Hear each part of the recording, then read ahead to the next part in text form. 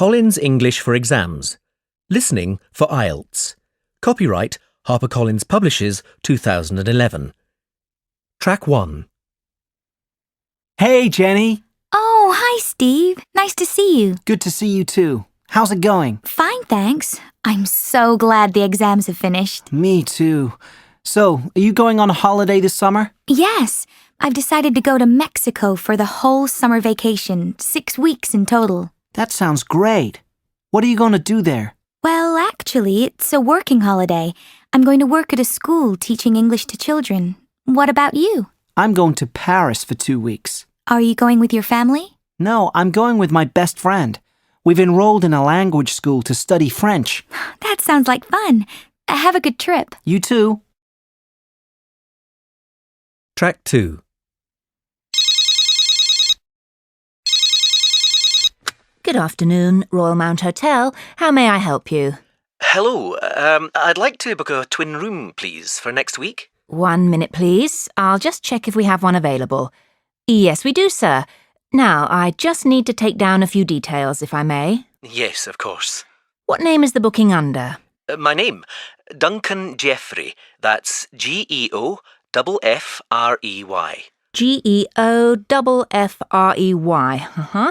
And could I have a contact telephone number, please? Yes, 5762 238 21. When will you be arriving, sir? Sometime on the evening of the 19th. Of September? Yes, and we'll be leaving on the 23rd. How much will that be in total? So, that's a twin room. For a twin, it would normally be £235, but I can give you a special rate as it's low season. £210 for the 6 nights. Great, thank you. And how would you like to pay, sir? We accept cash, cheque or credit card. I'll pay cash on arrival, if that's okay. Of course, sir. We look forward to seeing you. Track 3. So, what are the differences between these 4 hotels? Well, the main difference is in the facilities they offer. The Hotel Sunshine is the only one which has a gym, and it's also got one of the top health spas in the area. It's next to a lake, so you can do water sports there. But if you really like sailing or water skiing, then the Highland Hotel would probably be the best place because it offers great instruction programs in these sports. Actually, I'm not a sporty person. Okay. Well, what about the Hotel Carminia? It's a brand new hotel and it prides itself on its cinema and multimedia centre. And then there's the Royal. This one has a conference room, a meeting room and free computer access. But it's not really appropriate for children. There's not much in the way of entertainment. Well, I'm going on holiday, not to work, and it's just my wife and me, so I think we'll book with the Hotel Carminia, please. Track 4. So, there's a great walking tour tomorrow morning. Or tomorrow night we could go on a cruise round the harbour. What do you think, John? Well, we've got theatre tickets for tonight, so we'll be too tired for the walking tour in the morning. But I don't fancy the cruise either. Why not? It'll be fun. Look, it's a dinner cruise and it's only $12 each. I hate the sea, and I'll be sick with fear if the waves are big. And dinner? On a boat? I just couldn't. But we'll be in the harbour. Still. What about this? There's a bus tour tomorrow evening. It's only $5.50 and it goes all around the main tourist sites. Yeah, that sounds okay, but I'd much rather... Track 5. Where shall we eat tonight? Well, there are plenty of options. The guide says this city has hundreds of restaurants. What kind of food would you like to have, John? Well, I quite like seafood. There's the Captain's Table on Firth Street. The guide gives it 4 stars. I don't know. The hotel receptionist told me the service is slow. But if you like seafood, there are a couple more places in the guide. Yes. Mangan's or Joe's Cafe. What about those, Sam? Mangan's could be a good option. It's nicer than Joe's Cafe, and there are fantastic views as well. We'd probably pay a bit extra. Joe's Cafe is much cheaper. But we're on holiday. I think we should splash out. That sounds great. Oh no. Hold on, it's closed tonight. Oh, what a shame. Shall we go to Joe's Cafe then? Yes, I suppose we'll have to. I'll give them a call and book a table. Can I use your phone? No. Sorry. I've left my phone in the hotel. We can ask the receptionist to do it. Let's go back now and sort it out. We can get changed and have a drink before dinner if you like. OK, good idea. Track 6. Section 1. You will hear a tourist asking for information at a tourist office. First, you will have some time to look at questions 1 to 4. In the exam, there will be a pause of 20 seconds. You will see that there is an example which has been done for you. On this occasion only, the conversation related to this will be played first. Hello, how can I help you? Hello. Is it possible to book a bus tour of the city here? Of course, sir. When would you like to take the tour? There are tours in the morning, afternoon and evening. Sometimes it's nice to see the city at night with the buildings lit up. We'll be going out for dinner tonight, so we'd prefer to go this afternoon. Oh, and it's for 2 people. The tourist says that the tour is for 2 people, so the number of passengers has been written in the notes as 2. Now we shall begin. You should answer the questions as you listen, because you will not hear the recording a second time. Listen carefully and answer questions 1 to 4. Hello, how can I help you? Hello. Is it possible to book a bus tour of the city here? Of course, sir. When would you like to take the tour? There are tours in the morning, afternoon and evening. Sometimes it's nice to see the city at night with the buildings lit up. We'll be going out for dinner tonight, so we'd prefer to go this afternoon. Oh, and it's for 2 people. Right. Now, I just need some details. Can you give me the names of the 2 people, please? Yes, Susan Field and James Carter. Susan Field and James... Sorry, can you spell your surname for me, please? It's Carter. Carter. Thank you. And can I have a contact telephone number? Why do you need one? Just in case we have to cancel the tour and need to contact you. I see. Well, my mobile number is 07988 636 197. That's 07988 636 197. Now, can you also tell me which hotel you're staying at? The Crest Hotel. Oh, no, sorry. That's the hotel we're staying in next week. It's the Riverside Hotel. Oh, the Riverside is a lovely hotel. Are you enjoying your stay? Yes, we are, very much. We'd definitely recommend it to others. Oh, I am glad. Now, I can book you on the tour at 4 p.m. Would that suit you?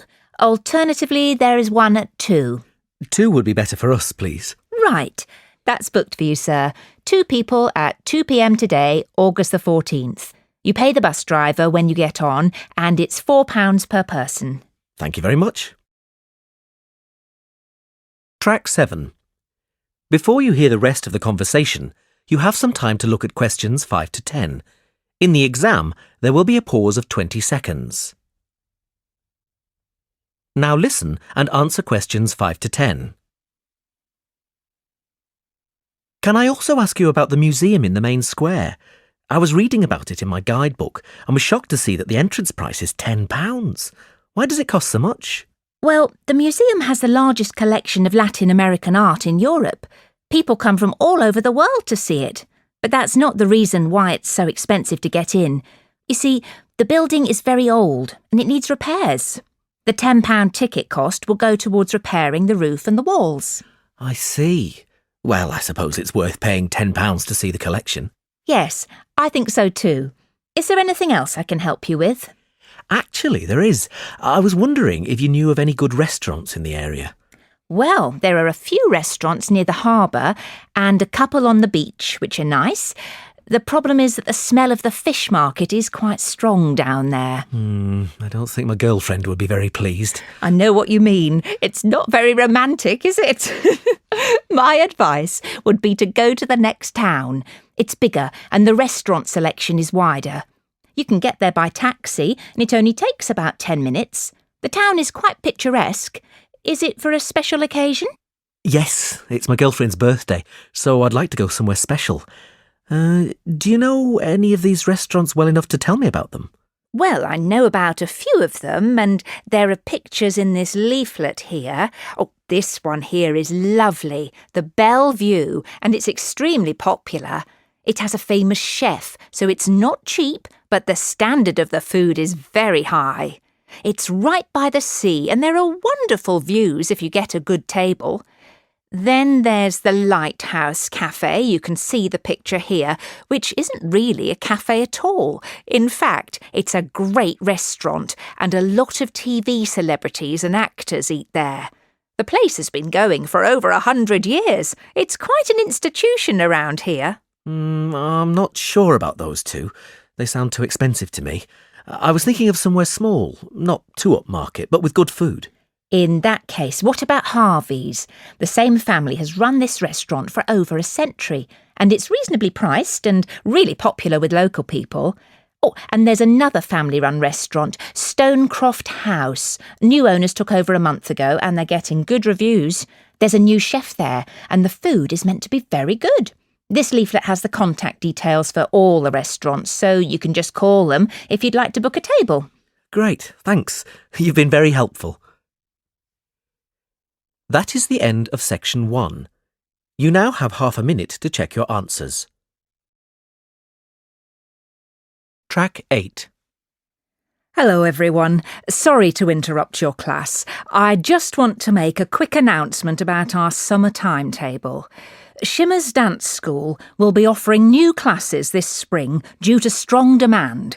Angela Stevenson will be back this term running the ballet class. This class will be on Tuesdays, and instead of the normal hour from 6:30 to 7:30, we'll be running the class for an hour and a half, so it'll continue until 8 o'clock. This means we have to charge higher fees, but only slightly higher, from £8.50 to £10.50. That's only £2 for the extra half hour. Next, Janine Davis will still be teaching the tango classes. Instead of being on Mondays, these classes will be on Wednesday nights from 7 o'clock to 8 o'clock. The fee will still be £7.50 for the hour. Last but not least, Andrew is taking over the tap class. This class is for early risers, as it starts at 8:30 on Saturday morning and finishes at 10. We expect this class to be very popular, as tap is a great way to get fit while learning new dancing skills. This will cost £11. All the other classes remain the same as the winter timetable. We hope there's something for all of you at Shimmer's. Track 9. Internet safety is a big concern nowadays, and to protect your children and teenagers online, it's a good idea to monitor the sites they visit. Don't be put off from letting your kids use the internet. It's essential for their education and can help them make friends too. Now, let me tell you a bit about some sites we've found for children. Of course, there's a limited number of sites for the very young, but we would suggest one called Playtime Online. It's designed for children from 4 to 6 years old. It's really colourful and helps children learn skills for games. Children love it, and it helps them when they begin school. Then from, say, 5 until about 10 years of age, there's a really useful website called Moving Up. This takes Playtime Online a step further and enhances the maths and language skills of the child. Teachers speak highly of this site for child development. When children get into their teens, the internet can be a more dangerous place. Net Aware, for the 12 to 16-year age group, makes young people more aware of online dangers. It's a good site for your child to look at before they start surfing on their own. Now, all teenagers love chatting, and Chat Electric is a site designed specifically for teens from 13 to 16 to make friends online with people their own age. The last site is invaluable for teens studying for exams. 16 to 18-year-olds love Test Doctors, which is a site designed to help students revise for their exams and is full of handy hints and tips. The site is run by subject specialists, so it's packed full of information. Track 10. The Health and Education Summer Camp in the county of Cork in Southern Ireland is ideal for young people who'd like to learn new sports and activities. It has a beautiful location near a river and occupies 5 acres. The camp has 2 types of accommodation, tents and cabins, both of which are modern and comfortable. The cabins are by the river and the tents are on higher ground, away from the river and next to the washrooms.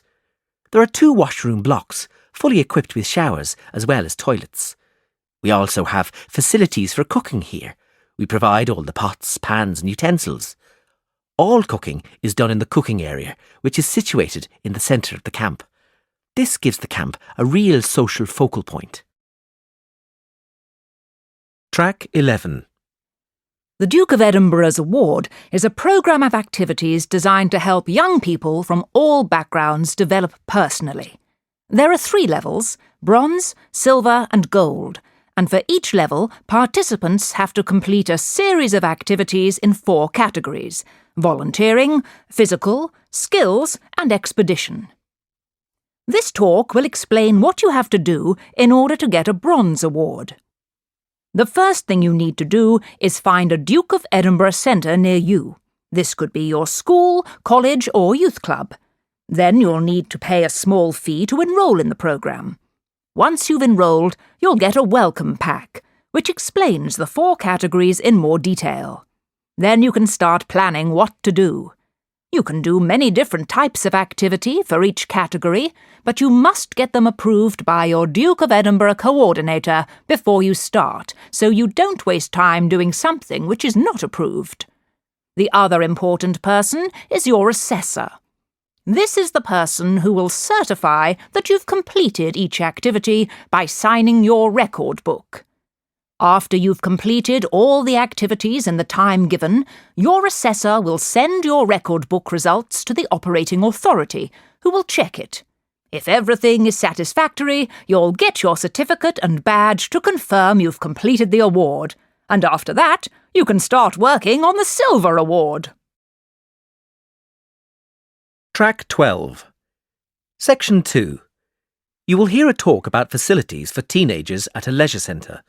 First, you will have some time to look at questions 1 to 4. In the exam, there will be a pause of 20 seconds. Now listen carefully and answer questions 1 to 4. Good morning, everyone, and thank you for coming to find out more about the new teen programme here at the Park Hill Leisure Centre. I'd like to take you through the programme, the classes available, describe the building itself, and then give you some information about how to register and sign up for the sports and activities we offer. Afterwards, you'll have an opportunity to take a tour of the centre. We also have some taster sessions with our instructors, which we hope you'll enjoy and which will motivate you to sign up. Let's go through the classes first. As you can see from the teen programme handout in your pack, we have lots of classes on offer. Our instructors are highly qualified and have lots of experience training young people. Diana is our dance instructor and she gives classes in jazz and salsa on Wednesday and Thursday evenings respectively. Jim usually takes the football practice sessions, but this year he is branching out into American sports and will be running the baseball club on Saturday afternoons. We think this will be very popular. So Steve will now run the football practice. This class has been changed from Saturday to Sunday afternoons. Steve will also take the skateboarding class on Monday evening. The roller skating course is for beginners, and this will be taken by Stella, who was last year's Under-21 London roller skating champion, so you'll be in good hands with her expert advice. The day of this course is still to be arranged, but it's likely to be Tuesday. We'll confirm the day by the end of this week. Before you hear the rest of the talk, you have some time to look at questions 5 to 10. In the exam, there will be a pause of 20 seconds. Track 13. Now listen and answer questions 5 to 10. Now, some of you won't have been to Park Hill Leisure Centre before, so let me just tell you a little about the layout. As you can see, the reception area here is very spacious and there is plenty of room to meet your friends and have a drink. We also have brand new dance studios with floor-to-ceiling mirrors and the latest audio equipment. The dance studios are to the left of the reception area behind the swimming pool. Oh, no, sorry, I meant opposite the swimming pool. Both the roller skating and skateboarding classes will be held in the skate arena. This has also been refurbished and we have a new 5-metre ramp in there which is proving to be popular. The arena is behind the changing rooms, which you can see behind us between the gym and tennis courts. The tennis courts are on the right of the arena. You'll see both of these new spaces on the tour later. Now, the final thing I want to talk about is how to join the Park Hill Leisure Centre and enrol for the classes. First, you need to complete an enrolment form with some of your personal details, including your address and telephone number and the name of your school. If you're under 16 years old, then you'll also be required to get your parents' permission to take part in the classes. Please ask one of your parents to sign the authorisation form attached to the enrolment form. You'll find the form in your information pack. When you've done this, you just hand the forms to reception. You can pay an annual subscription of £20 or, alternatively, you can pay each time you use the facilities. There is a £1.60 admission fee in this case. Whether you decide to pay in one go or with each visit, you still need to complete the forms in your pack and become a member. Once we have the forms, we'll send your membership card to your home address. All you need to do is show this card every time you come to the centre, and if you want to book a class, you just need your membership number on your card. That is the end of section 2. In the exam, you will have half a minute to check your answers. Track 14. 1. Glaciers. It is assumed that glaciers move slowly, but occasionally they have surges and move up to 50 times faster than normal. 2. Salinity. The Dead Sea is famous for the salinity of its water. 3. Humidity. The humidity in tropical areas can make you very tired. 4. Kilometres. The oceans can reach depths of 11 kilometres in places. 5. Pressure. Altitude sickness is due to a reduction in air pressure. 6. Evaporation. Rain is mainly caused by evaporation from the oceans. 7. Environment. We need to look after the environment around us. 8. Biology. Biology is a branch of the natural sciences. 9. Brightness. Our perception of the brightness of the sun changes with the seasons. Track 15. Hi everyone, how are you all? I'm fine, thanks, Linda. Actually, I'm not feeling so well. I think I've got a cold. Oh no, Stephen, I'm sorry to hear that. What about you, Joanne? I'm fine, but I'm very busy with my biology course. Oh, me too. There's so much work to do. In that case, we should get started on our essay. John, do you want to start? Okay, let me start by telling you my ideas for the essay. Track 16. We've really got to decide who does what for our Natural Earth project.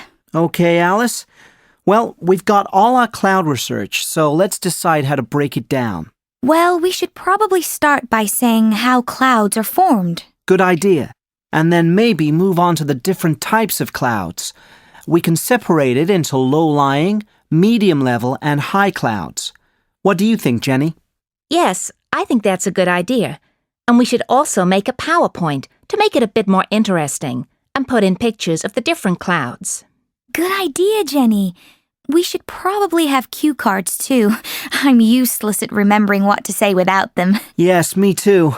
Well, I'm quite happy to organize everything we found out about clouds and make sure it fits into our presentation times. Actually, I'd better do that. I've got all the research on my computer, so it makes sense. How about if you make the presentation slides, Carl? OK, Alice, that's fine by me.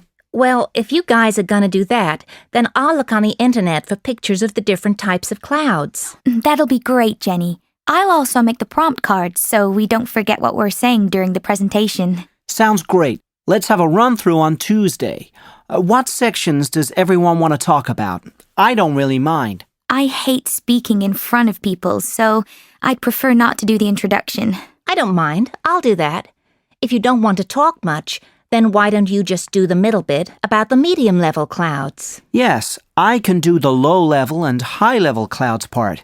I'm sure Jenny can handle the summarizing too. Thanks, guys. We can all take questions together. Track 17. Hi, Roger. Debbie, hi, how are you? Oh, I've been struggling with my natural earth assignment. It's proving to be really difficult. The one for Professor Black? Me too. I'm writing about volcanic activity. What are you doing yours on? Acid rain. I thought that would be okay, but the process is really complicated. Well, I can help you with it. I know a lot about acid rain. I studied the causes and effects last year. Really? Oh, that's great. I've done some work on the causes. I'm going to write that acid rain is caused by sulfur dioxide from power plants and smelters. Basically, this reacts in the atmosphere to form acid rain. Ah, but it's not just sulfur dioxide. It's also nitrogen oxides. Really? Yes, from things like car exhausts. But aren't nitrogen oxides also caused by natural events too? Yes, they're a minor factor, but I think they're worth mentioning. But sorry, carry on. Thanks. I might add that. So anyway, these emissions react in the atmosphere with water, oxygen and oxidants to form acidic compounds like sulfuric acid. These compounds then fall to Earth. Are you going to mention the different ways they return to the ground? Do you mean wet and dry deposition? Yes. So you've done a bit of background reading then? Yes. So if I've got it right, acid rain often comes down as rain, but also as snow or fog. This is wet deposition. I'm also going to define it as any form of precipitation that removes acids from the atmosphere. Yes, I think that's a good term to define it. Dry deposition. Well, I think that's when the pollutants stick to the ground through dust. I'm not really sure how to define it, though, compared to wet deposition. Just think of it as any pollutants that are not caused through precipitation. That's probably the best way.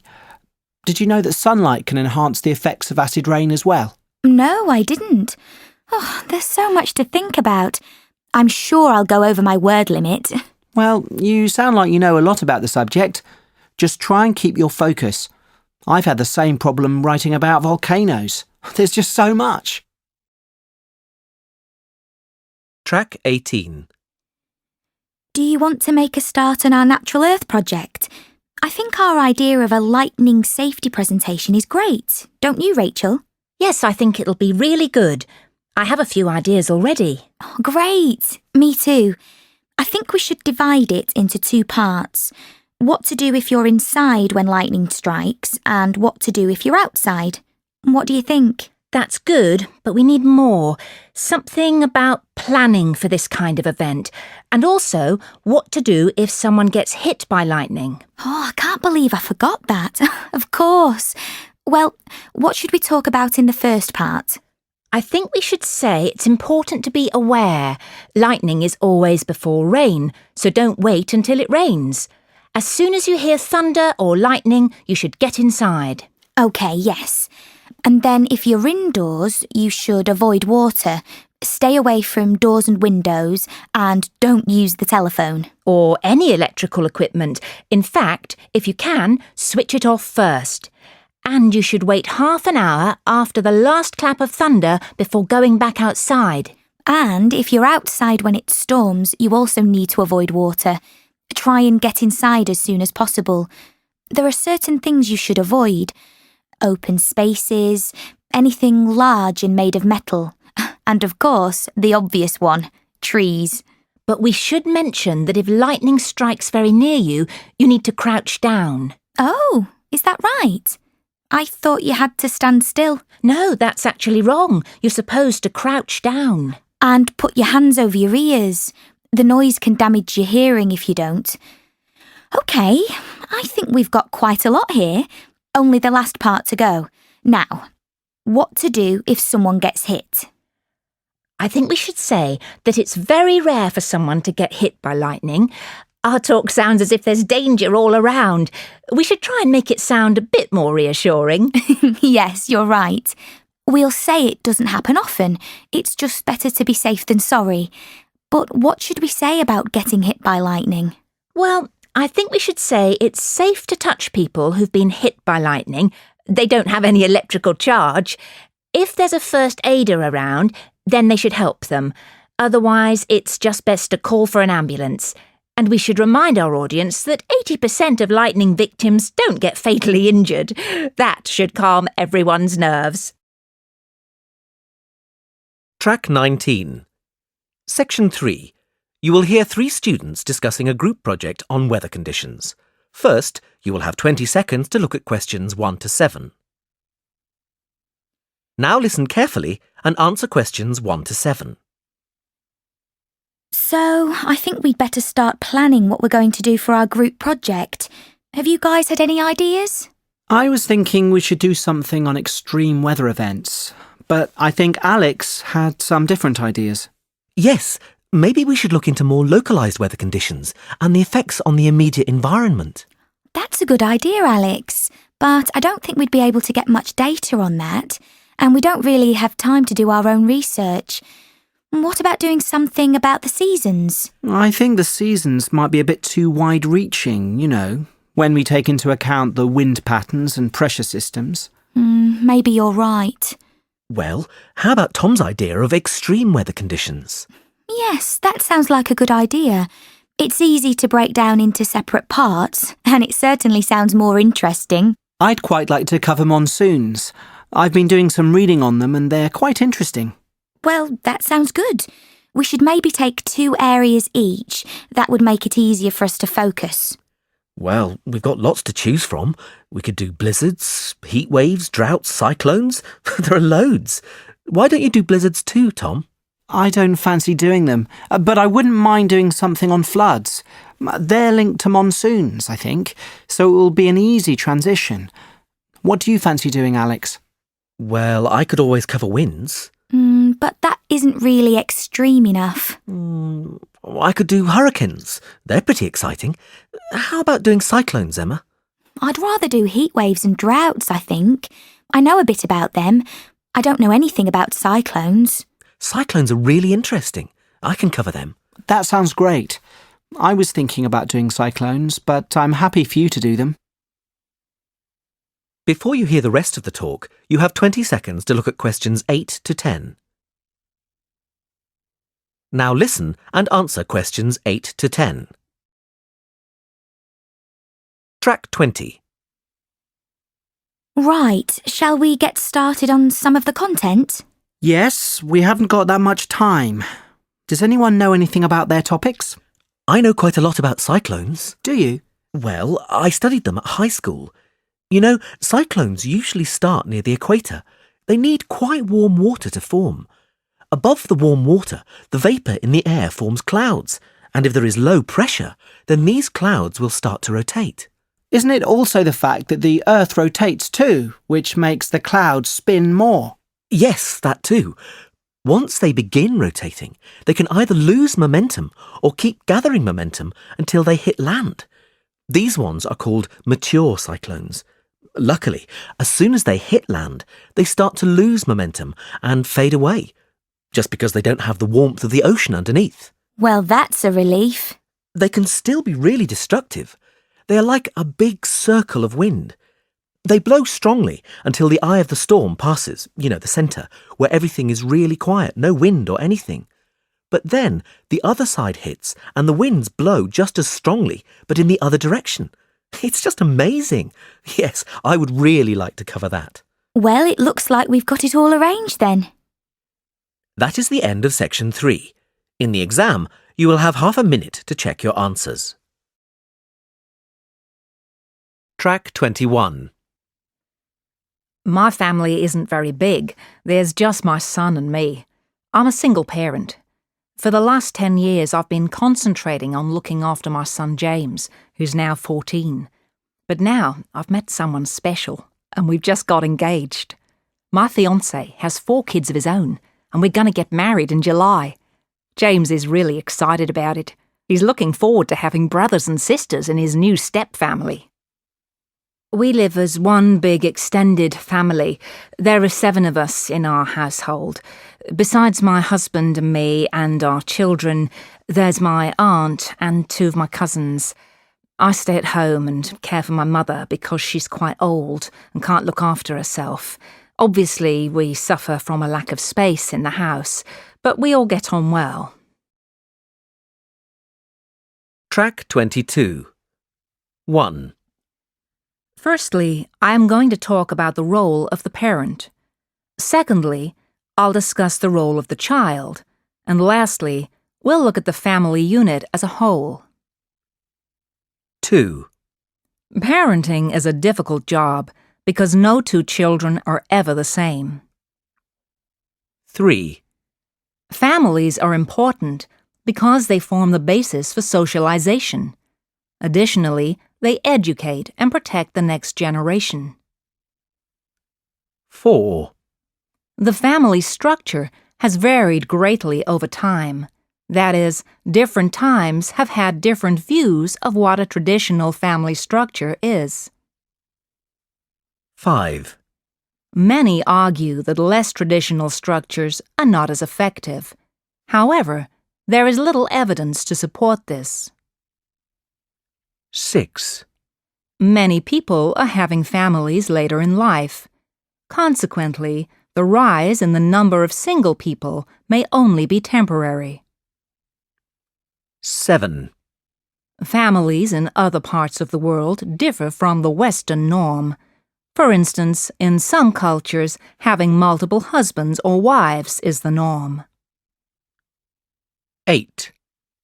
Although there are many arguments for trying to keep the traditional family structure strong, I feel the key issue is the economic necessity of having a normal family structure. Track 23. As we have seen, changes in the structure of the family are constantly occurring, extended to nuclear, patrifocal to a more equal footing between the sexes, and dual parenting to single parenting.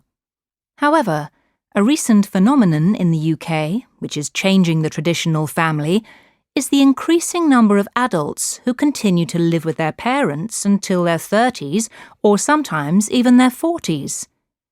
The UK has traditionally been a society where offspring leave the family home in their late teens or early 20s to set up their own home and families. But in the last 25 years, this has decreased. Official statistics released by the Office of National Statistics show that today 10% of men in their early 30s still live with their parents. This compares with 5% of women in this age range. The reasons for this are complex and varied. It cannot be denied that some people are choosing to stay at home. Living with parents can be an easy option. Food is provided, heating and electricity are paid for, and rent, if any, is minimal. However, a third of those surveyed claimed they are living with their parents because it is too difficult to get on the property ladder.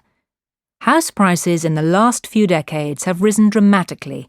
Property is now 5 times the average annual salary, whereas it was only 3 times the average annual wage in the 1980s. This fact, coupled with high unemployment amongst young people, makes it virtually impossible for a single person to buy a home or even rent. The number of students going on to higher education has also been steadily increasing. Many of these students return home after finishing their studies as a result of the student debt they have accumulated. It can take many years to pay this off, and if the burden of rent or a mortgage is added to that, it can be just too much for a young adult's pocket. However, help is now at hand. The government is tackling some of the problems that cause people to remain with their parents with a new scheme. the Affordable Housing Scheme. This aims to help people part buy a house or flat by making housing more affordable for first-time buyers and possibly taking the strain away from elderly parents. Track 24. The family is a topic which we will look at in great detail this term. For sociologists, the family is often seen as the beginning of socialization. Indeed, it is the seed of society itself.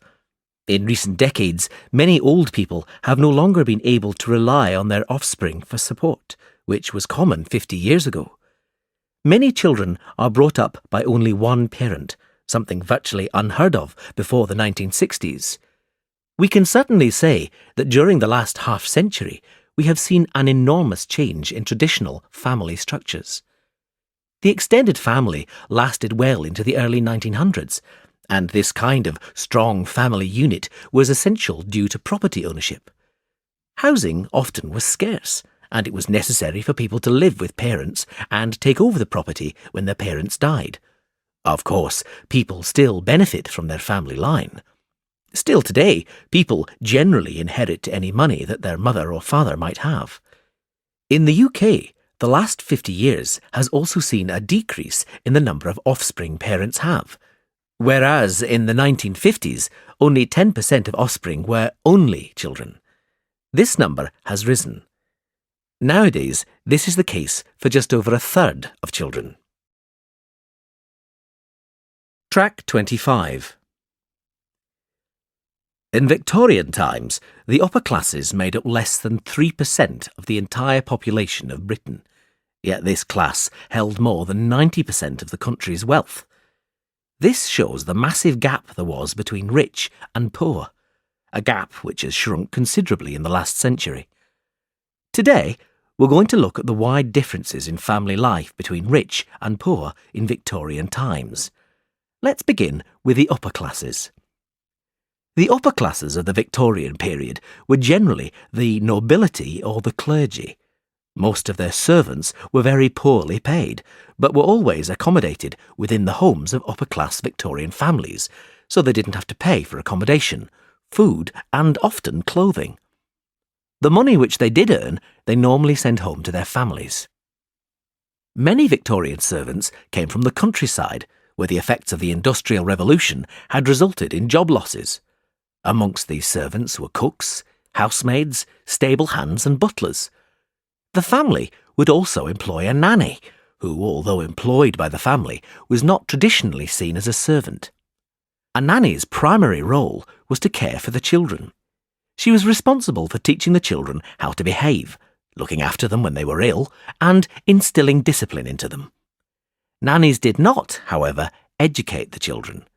Generally, children from wealthy families did not attend school outside the family home. Tutors would come to the house to do this, and although on occasion mothers taught their children to read and fathers gave their children some instruction in Latin, this was not a common occurrence.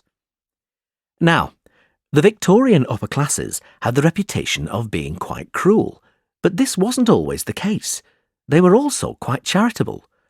Ragged schools were set up with funding from the upper classes so that poor children could have some form of education.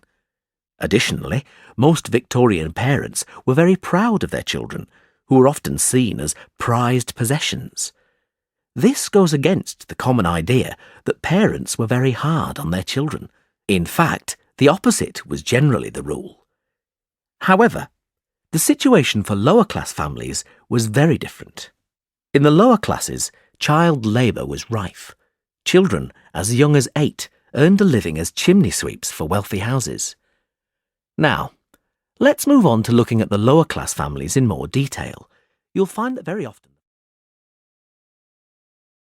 Track 26. Section 4. You will hear a lecture on changes in family structure.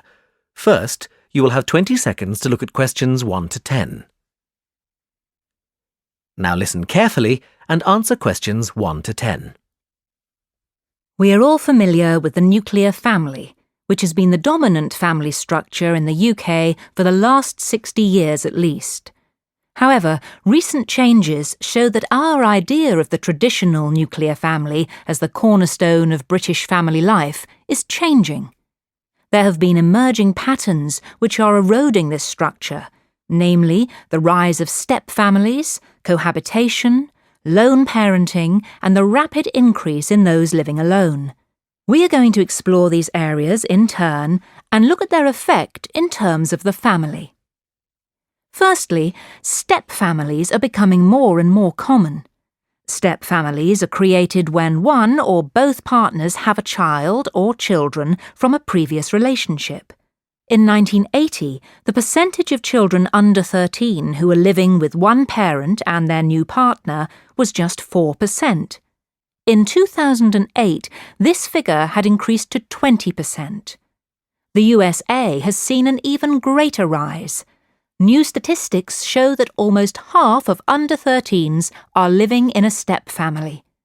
Now, we can still call the step family structure a nuclear family, as it does follow the structure of two parents and dependent children. However, it also creates somewhat of a nuclear blur. Step-brothers and sisters may belong to two family units, so where do we draw the line at which family they belong to? Cohabitation, when partners do not marry yet live together as a family, has also increased. In 2006, of the 17.5 million families in Britain, nearly 3 million of these comprised unmarried couples. What does this mean to the nuclear family? Firstly, the traditional view of a nuclear family requires married parents, so we can't put these types of family under this umbrella. Statistics show that even if cohabiting couples have children, they are more likely to separate than their married equivalents. Lastly, we need to look at the rise of the DINKs, which stands for Dual Income, No Kids. As Clark and Henwood outline, many cohabiting couples are choosing a life without children, putting consumer spending first. Lone parenting is a relatively recent family structure, which has rapidly grown in the last half-century. In 1972, only 1 in 14 children lived in a lone parent family. When we compare this with today's figure of 1 in 4, we can see that this is a rapid increase. In the past, lone parenthood was overwhelmingly the result of a death of a parent. Nowadays, however, it is increasingly a choice. Some sociologists argue that this increase is due to the outlook of women. Where women once were willing to accept an unhappy or abusive marriage, now many will choose lone parenthood. Often, this can be just a transitory phase before they find a new partner. This view of women's attitudes and lone parenting is highly debated because some figures show that the largest group of lone parents are mothers who have never married. You can find counter-arguments for these ideas in Butler and Jones. One difficulty for single parents is that they are a social group who are much more likely to suffer from poverty and hardship. They are more likely to live in rented accommodation and have childcare issues.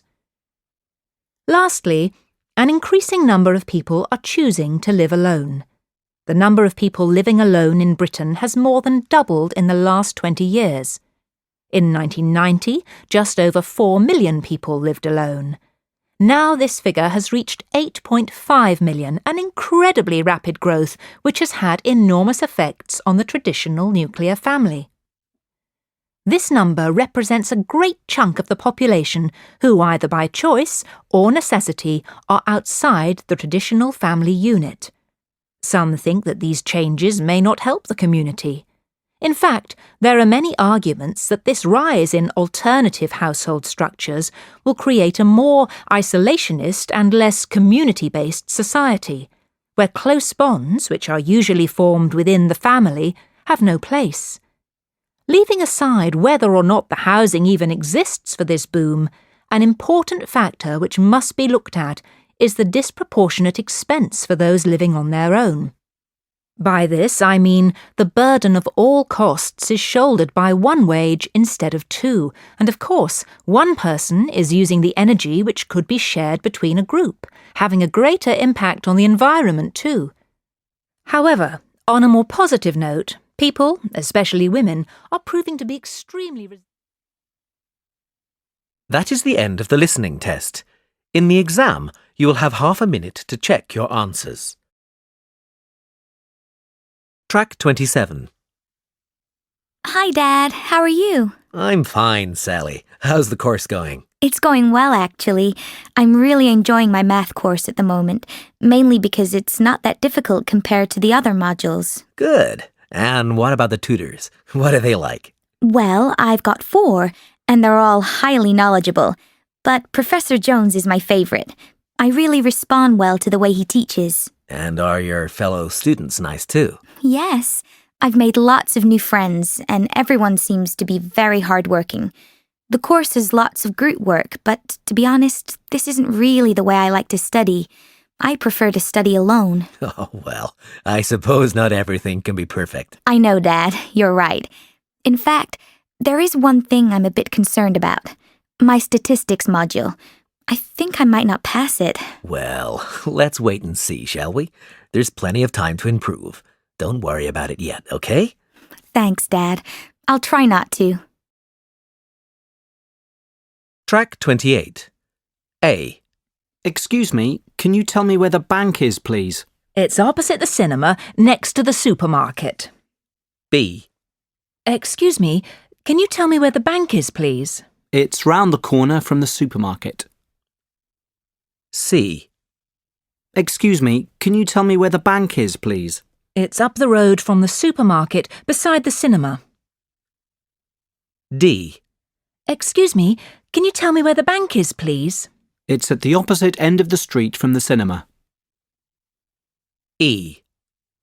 Excuse me, can you tell me where the bank is, please? It's behind the supermarket, which is near the cinema. Track 29. Hi, Jane. How are you settling into life at university? Fine, except I don't really know what there is to do in town. I haven't had time to look around yet. You've been here for a year. Could you give me some ideas? Of course. There's lots of places for students. Firstly, if you go across the bridge over the river outside the campus and turn left... Oh, no, sorry. That's the garage. Turn right. Then you'll get to the bowling alley, which is really popular at the weekends because it's so close to the campus. On Friday nights, they have a special discount for students. Oh, that's great. I love bowling. So, do you like sports, Jane? Yes, I go running and swimming, and I play badminton. In that case, there's a running track behind the university campus, and I think they have a badminton court at the sports centre. Actually, I'm happy just to run in the park. Well, there's a large park in town too. If you go down the road opposite the bowling alley and take the first right, then you'll get to the park. It's quite big, and there's a lake in it. You can take a boat out on it. The university rowing team practice there. What about places to eat out? Are there any good student hangouts? Absolutely. There's the Elm Tree Cafe, which is down the road from the post office, in the opposite direction from the river. The cafe is on a fork in the main road, and it's quite an institution round here. OK, well, I'll have to check it out. I'm looking for a part-time job, so maybe I'll be able to find work there. You should try. They're always looking for new staff, and they often hire students. Now, have I forgotten any other important places? Oh, yes. You like sport, so I should mention the leisure centre. Don't get it confused with the swimming baths, which are down the road from the supermarket. The leisure centre is opposite. There aren't any swimming baths there, but you can get a student leisure card which will let you into both. So, you see, there is quite a lot to do in this town. It seems like there is. Well, thanks for all the information, Sophie. No problem. See you soon. Track 30. 1. 78A High Trees Street, Sydney, 2316. 2.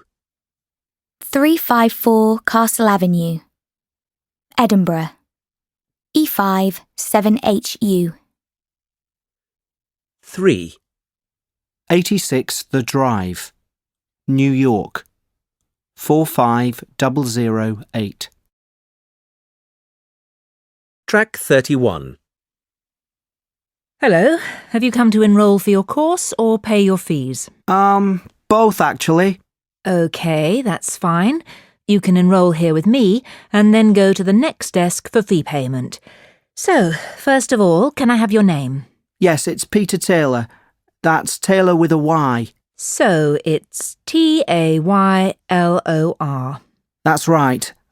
Do you need my middle name? No, just your first and last names, thanks. And what course are you doing? I'm taking a BSc in Economics. OK, that's in the Faculty of Mathematics. Oh, I thought it was in the Faculty of Business and Management. It was last year, but the course has moved to the Mathematics faculty this year. Oh, thanks for letting me know. No problem. Now, where are you going to be living? On campus or in private accommodation? University accommodation. I'm in room 112, Ashley Residence. Did you say Ashley Residence, the one in Duke Street? It's just that there's another residence called ASCII Residence, so it's confusing sometimes. I don't want to make a mistake on the computer records, otherwise you won't receive any university mail. It's definitely Ashley. ASHLEY. Great. And what about your home address? On our records it says 56 Grove Street, Manchester, M1 9JA. Is that correct? Actually, there's a small mistake. It's M4, not M1. The rest is correct. 9JA. OK, I think that's all. You're enrolled on your course, so you can go and pay your fees now. Thanks. Bye. Track 32. Hi there, can I help you? Yes, I'd like to find out more information about the services here at the Students' Union. Of course, we're here to help you throughout your time at university. So, what kind of help can you give me exactly? Well, our job focuses on three main areas: giving advice and information to students, arranging social events, and campaigning for students' rights. Right. And what about help with things relating to everyday life? Well, we have a team of 6 advisors who work part-time and have expertise in certain areas, including accommodation and travel. Oh, that's great. And how can I contact the advisors? Right, there are several ways. You can come into this office and speak to an advisor in person, or email us if you can't come in. And there's also a 24-hour helpline. You can find the helpline number on your student card. And you can call us at any time of day or night with any questions or worries you have. OK, and thanks for your help. You're welcome.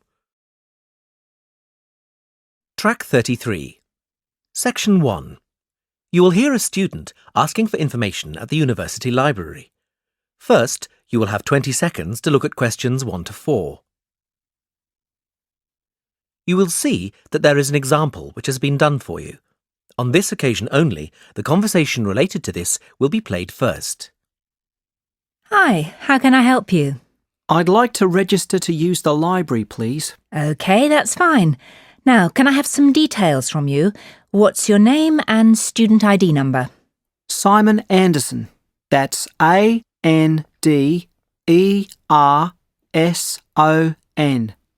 The student says that his name is Simon Anderson, so the answer on the form is Anderson. Now we shall begin. You should answer the questions as you listen because you will not hear the recording a second time. Listen carefully and answer questions 1 to 4. Hi, how can I help you? I'd like to register to use the library, please. OK, that's fine. Now, can I have some details from you? What's your name and student ID number?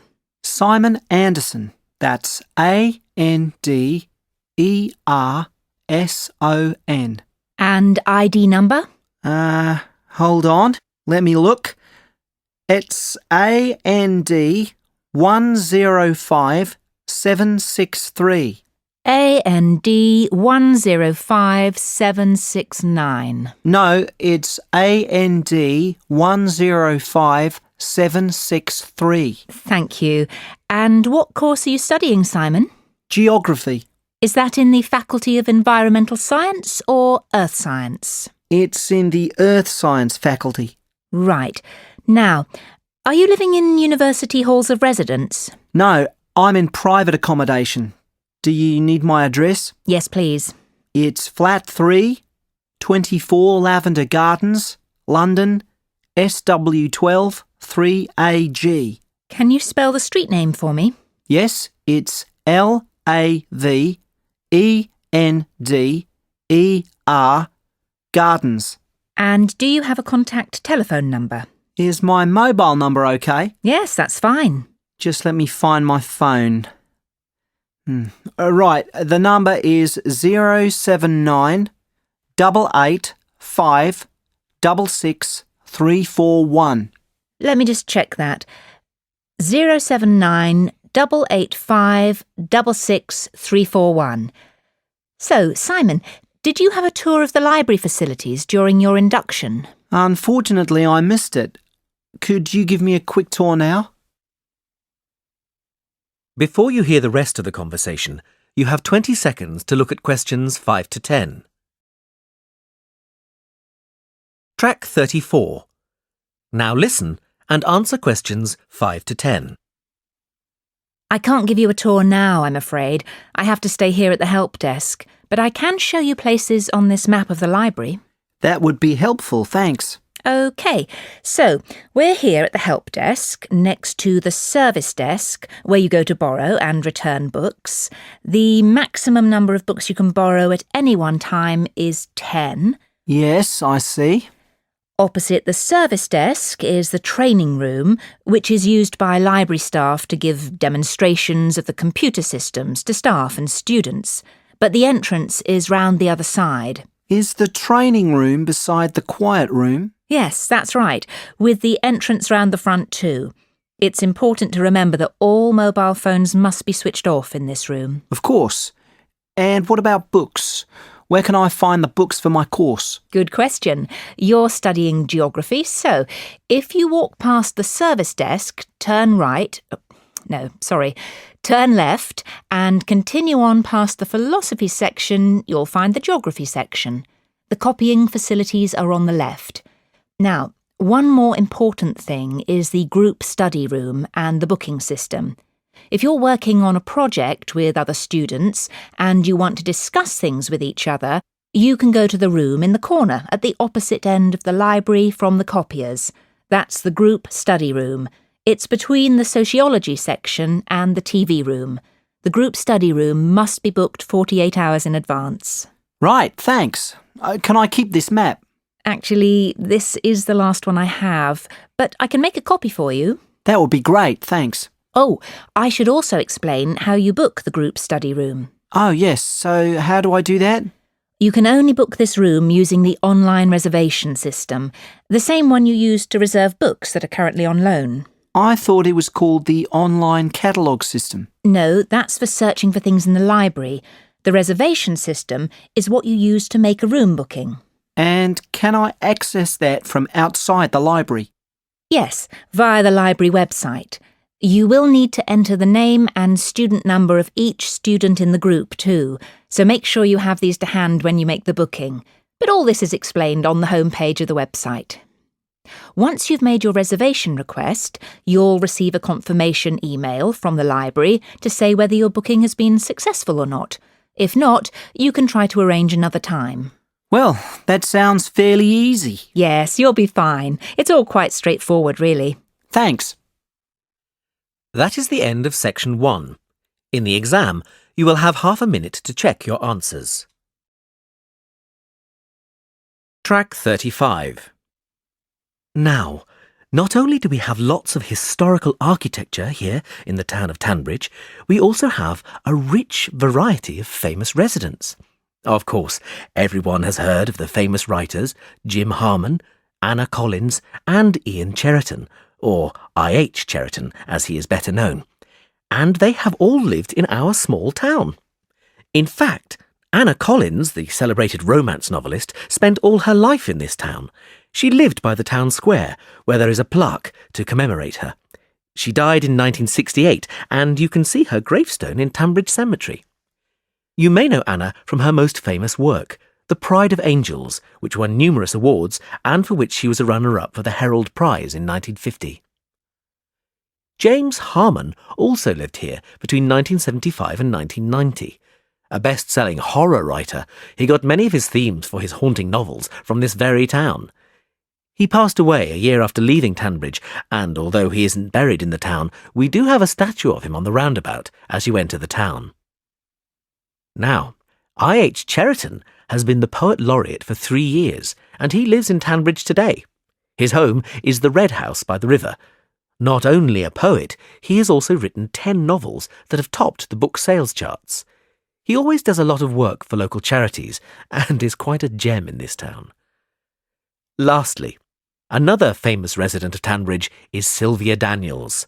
She grew up in Tanbridge and went to the local comprehensive here. You can see her childhood home just across the river by the post office. Now, I am sure you all know her for her latest film, Planet Dust, which has just reached #1 at the cinema box office. But she wasn't always an actress. Before she headed for Hollywood, you could have seen her waiting tables in the Dorridge restaurant here in town. She often comes back to visit, as her family all still live here. If you're lucky, you may even catch a glimpse of her. Track 36. Welcome to the latest episode of Film Finest with me, Liz O'Donnell. The films I'll be reviewing in this episode are What Happens in the Night, the new horror film by acclaimed director Jan de Nijberg, and Happy as Larry, a new romance comedy starring Harrison Wyatt and Sonia Smith. Let's start with What Happens in the Night. Set in a convent school in the 1950s, this film tells the story of 2 boys who are haunted by apparitions of monks. The film has the feel of a comic book, as it's shot in black and white with occasional shots of vivid color. De Nijberg, the director, said he wanted some elements to stand out, and he has used color to do it. I would say quite effectively. He claims his inspiration for the film is his own experiences growing up in 1950s Liverpool. A believer in ghosts himself, he thought he saw ghosts in his school years. Ghosts or not, this film is certainly haunting.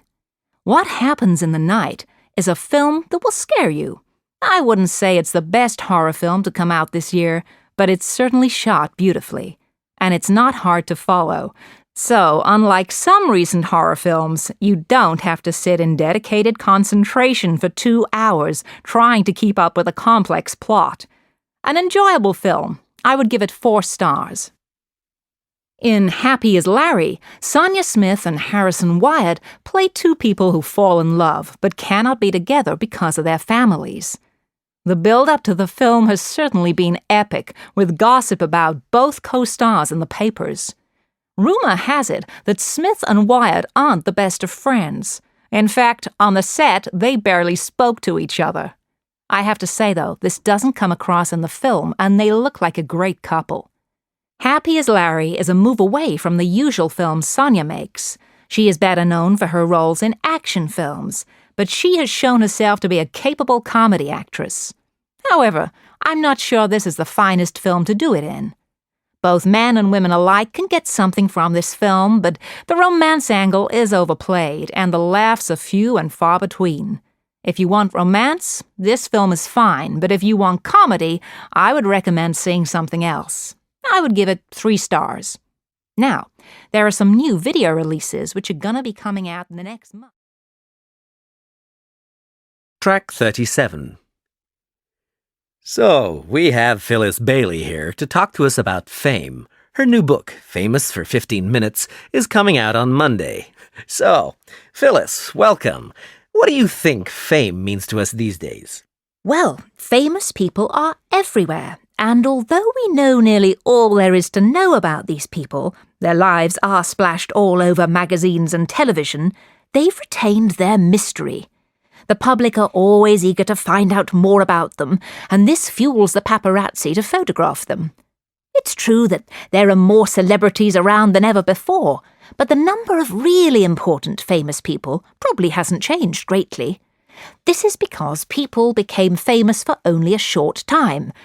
Andy Warhol once famously said, "In the future, everyone will be famous for 15 minutes." And I think there's some truth in that. One day a person is famous, and the next they are forgotten. Take, for example, contestants on reality television shows. After maybe 6 months, we never see them again. This also highlights another characteristic of fame. In the past, people became famous because of something they had done or because of their talent. Nowadays, these things aren't necessary. I personally think this is a great pity. Is fame particularly beneficial now? Well, let's look at the winners and losers when it comes to fame. Many people think that celebrities are the losers in this new media world, but that isn't necessarily the case. Take, for example, actors and actresses. They often complain about a lack of privacy, but privacy is possible. There are many celebrities who aren't constantly in the papers. Much as they complain, they chase the publicity and then blame it on the media. In fact, the paparazzi, who photograph the rich and famous, are often seen as figures of hate for this. They come off much worse in the end because they are so disliked by the public and celebrities. But in reality, they are making the celebrities and their managers even richer. In fact, because of the cult of fame nowadays, we can see media executives making even more money and celebrities signing multi-million-pound deals. And who pays for this? Well, all of us. Cinema and concert ticket prices have risen and DVDs cost more than ever. Merchandising makes a fortune for the famous these days, and although we are paying for it, the rewards go to only a small elite, the big players, the stars and the executives, but they miss a lot of the creative talent in the industry, like the people who write the screenplays. They are still on the same salary they were on 10 years ago. Executives certainly have a difficult job managing their clients, but they get rewarded well for doing so. I, for one, think these rewards should be more fairly spread. How could this be done, are you suggesting? Track 38. Section 2. You will hear a talk about the Yellow Plaque Scheme in Sydney. First, you will have 20 seconds to look at questions 1 to 6. Now listen carefully and answer questions 1 to 6. Thank you for coming along to the Cultural Sydney talk. I'm going to start by telling you about the Yellow Plaque Scheme, which has been running in Sydney for over 40 years and has been incredibly successful. When you're walking around the city, you'll see some buildings with a small round yellow plaque on them. If you take a closer look, you'll see the name and details of a famous person who lived in that very place. We have at present 130 plaques up in the city. The scheme has been great for tourism, but it was really started to raise awareness of the rich history of Sydney, both locally and nationally. And we think we've managed to do this. We also wanted to make people aware of the impressive list of important people who have lived in this city, and we've certainly achieved that. But that's not all. Although not part of our original aims, the scheme has also helped preserve some of the older and more important buildings in Sydney, because people now know that these buildings are a link to our past. Some of the buildings are actually over 180 years old, which for Australia is ancient. We actually think that this is where the scheme has achieved the most success, in raising the profile of our rich history. Of course, it has helped tourism, but not only that. Locals also walk around looking at the plaques. It has been really wonderful in highlighting our past. Some people are quite surprised to see who has lived here. Take Enroll Flynn, for example. He was married in Sydney. We are planning on putting more plaques up, and a common question is how can people nominate a figure to be put on a plaque? It's quite a simple process. Applications can be downloaded from our website. If you want to nominate someone for a plaque, you just need the person's name, where they lived, and you need 3 signatures to approve your application. Our panel then checks that all the data you've submitted is correct, and hopefully, within a year, a new plaque will be erected. But you can't nominate just anyone. A plaque can only be given to a person who is famous and has achieved something out of the ordinary, like an important politician or world record-breaking sportsman, for example. We aim to have 50 new plaques up within the next 3 years, and we have plenty of funding to do so. Our funding comes from 3 sources: the local council, community donations, and the tourist board. Whereas in the past, the Tourist Board put in the majority of funding, now public donations count for 65% of all total funds. In fact, our funding is so healthy now, there are plans to expand the scheme. Before you hear the rest of the talk, you will have 20 seconds to look at questions 7 to 10. Track 39. Now listen and answer questions 7 to 10. At the moment, we only have yellow plaques for all the famous people, but we are aiming to produce different coloured plaques so that people can do specific walks. For example, if they are interested in famous sports personalities, they can do a tour following the red plaques, the colour we are aiming to use for these people. We are looking at introducing grey, white and green plaques as well. We are thinking of using grey plaques to signify people who have done important work within the government, and white plaques for those who have done good works in the community. Lastly, our green plaques we think will be very popular. These will be for painters and sculptors, leaving our yellow ones for writers, actors and other people of note. We do hope you enjoy looking at the plaques around the city. We have guidebooks on sale in the gift shop where you can find all the plaques. These are priced at $11.99. That is the end of section 2. In the exam, you will have half a minute to check your answers.